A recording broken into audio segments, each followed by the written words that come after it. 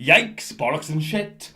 It's me and I'm back. Yesterday caused a bit of a stir, a bit of controversy, which is fine. No, that's what the whole thing is about. It's about creating discussions and debates and arguments over some of the topics that I'll be discussing. These topics are things that I feel compelled or feel a bit of passion about. I can't come on a camera. I can't write anything that I don't feel anything for.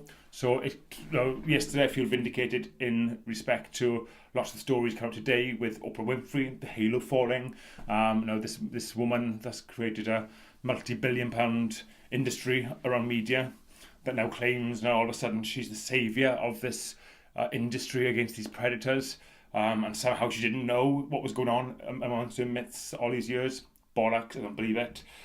We got Rose McGowan initially, who raised these rape allegations against Weinstein, has pretty much slammed the awards night herself.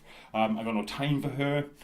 She took a financial settlement to stay silent initially, and she even considered taking a second financial settlement to remain silent. So I got no time for her. And of course, there's enough stuff coming out again today with regards to her all over Weinstein and other people within the film industry. So none of it sits very well with me. I understand people took it as my comments were about everybody that suffered abuse. Of course it wasn't. This was based around the Golden Globes and Hollywood in general. Hollywood I got no time for. All this is as fake as Hollywood itself. The real genuine victims, I feel, are not the ones that will parade themselves down a red carpet for commentators to put them on a scale of who's the biggest victim to match their designer shoes.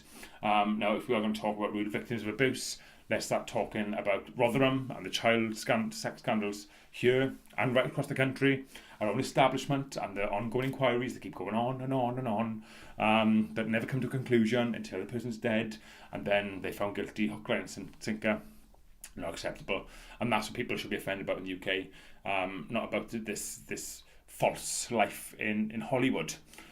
So that's my kind of point of view from that, and of course if you are on my social media page, you can see what's going on there. As far as the discussions from that, I'd like to talk a bit as well about in the UK right now we've got the Big Brother series, something I kind of dipped in and out over the years. But this one is absolutely genius. It's pretty much ticked every diversity box there is to be had and put it into one house. One that stands out the most right now is a transsexual called India, causing a big stir outside of the house. She's not being very well received, understandably, because she's not behaving in a rational way within the house either. And of course today we've seen lots of Twitter pictures of her at pride marches with drag queens and things like that. Now this India made a massive show yesterday about having a phobia about men dressed up in drag, which of course today the pictures coming out shows quite the opposite. So it was pretty much an attention-seeking moment from her, which isn't going to go down very well with the public. Its first evictions nominations tonight. It's going to be live, and I suspect India's going to be right up there at the top of them. And I suspect she'll be the first to go, which does give me the question: how is she going to deal with that rejection when she does get evicted out the first time? It does trouble me somewhat because it's clear to see she's not comfortable in herself right now. She's not mentally stable right now. And as much as it's great viewing for us because we are learning from it, we're all educating. She's kind of the guinea pig of it all. And I hope that Big Brother has got the support in place to deal with the aftermath of what happens with that show.